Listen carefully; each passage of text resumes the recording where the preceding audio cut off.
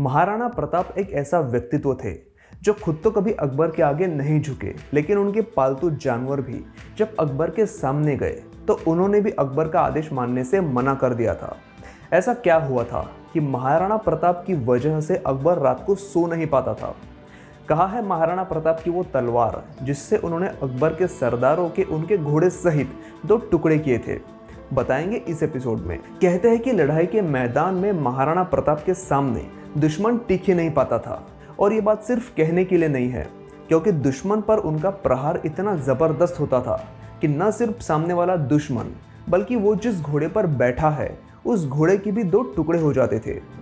इसीलिए महाराणा प्रताप के सामने आने की हिम्मत कोई नहीं करता था। अकबर भी कभी अपनी पूरी जिंदगी में महाराणा प्रताप के सामने नहीं आया था। हल्दी घाटी में जो युद्ध हुआ था उसमें अकबर की ओर से करीब 90,000 सैनिक थे, तो वही दूसरी तरफ महाराणा प्रताप की सेना में सिर्फ 20,000 सैनिक थे।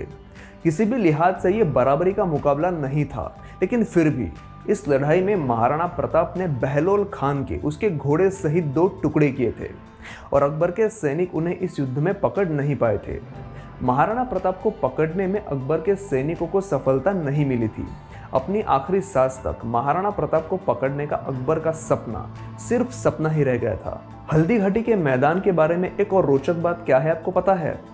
इस मैदान में आज भी मतलब 300 सालों के बाद भी उस समय लड़ी गई लड़ाई के सबूत दिखाई देते हैं। 1985 में आखिरी बार एक ऐसी ही तलवार यहाँ से मिली थी जो हल्दी घाटी के युद्ध में इस्तेमाल हुई थी। आज भी कई तलवारें इस जमीन के अंदर दबी हुई है।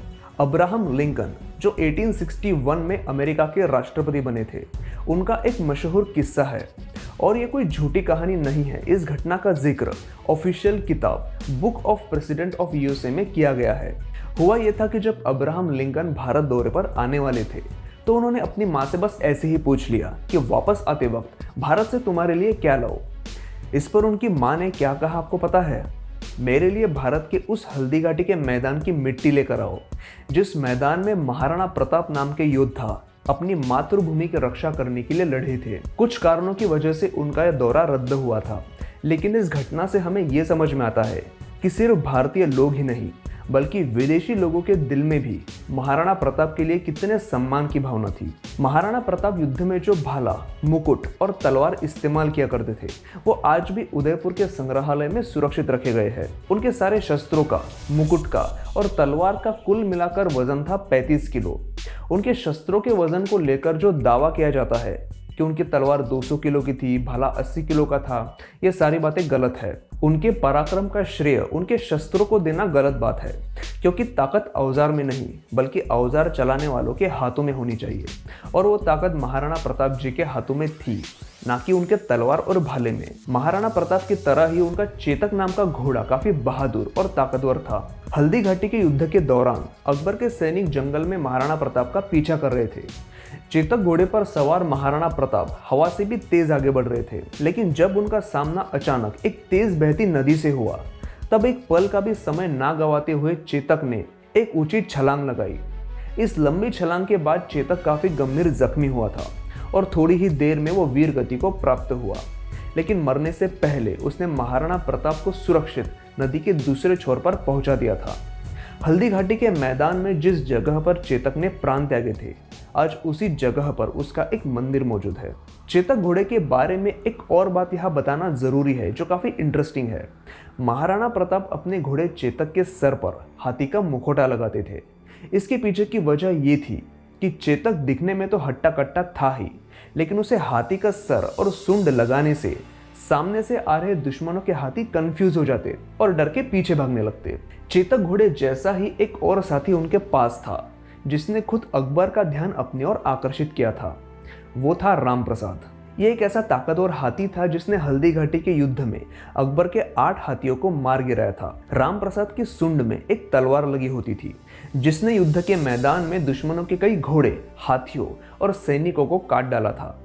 हल्दी घाटी के युद्ध में महाराणा प्रताप को तो अकबर पकड़ नहीं पाया था, लेकिन 12 हाथियों का चक्रव्यूह बनाकर अकबर के सैनिकों ने राम प्रसाद को पकड़ लिया था। अल बदायूनी, जिन्होंने हल्दी घाटी का आंखों देखा हाल अपनी किताब में लिखा था, बताते हैं कि जब राम प्रसाद अकबर की कैद में था तो उसने खाना पीना सब छोड़ दिया था। अकबर के सैनिक उसके सामने तरह तरह के फल रखते, लेकिन उसने 28 दिनों तक कुछ नहीं खाया और आखिरकार कमजोरी के कारण उसने अपना शरीर त्याग दिया। अकबर का महाराणा प्रताप को यह प्रस्ताव था कि तुम सिर्फ मेवाड़ मुझे दे दो और मेरी गुलामी स्वीकार करो, बदले में आधा हिंदुस्तान तुम्हारे नाम कर दूंगा और तुम्हें राजा बनाकर रखूंगा। लेकिन जाहिर सी बात है कि महाराणा प्रताप जी ने अपनी मातृभूमि का सौदा नहीं किया था, इसीलिए अकबर हाथ धो के उनके पीछे पड़ा था।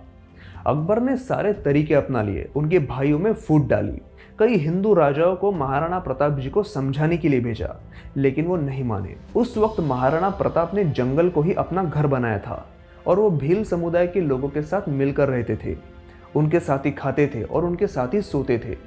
कुछ सालों के अंदर उन्होंने इसी समुदाय के लड़कों को युद्ध नीति सिखाकर अपनी एक नई सेना खड़ी की और अकबर को फिर से टक्कर दी थी। तो ऐसे थे भारत के वीर पुरुष महाराणा प्रताप। अपनी जान से ज्यादा अपनी मातृभूमि मेवाड़ से प्यार करने वाले इस राजा ने मरते दम तक अकबर की गुलामी करने से मना कर दिया था। महाराणा प्रताप तो क्या, उनका हाथी भी अकबर के सामने कभी नहीं झुका। मैं आपसे एक ही रिक्वेस्ट करूंगा कि अगर ये वीडियो आपको पसंद आया हो तो इसे लाइक ज़रूर करें, ताकि यूट्यूब इस वीडियो को ज़्यादा से ज़्यादा लोगों तक पहुंचाए। और अपने दोस्तों के साथ भी इस वीडियो को शेयर करना ना भूलें। और जानकारी के लिए आप मुझे इंस्टाग्राम पर भी फॉलो कर सकते हैं। मिलते हैं अगले एपिसोड में।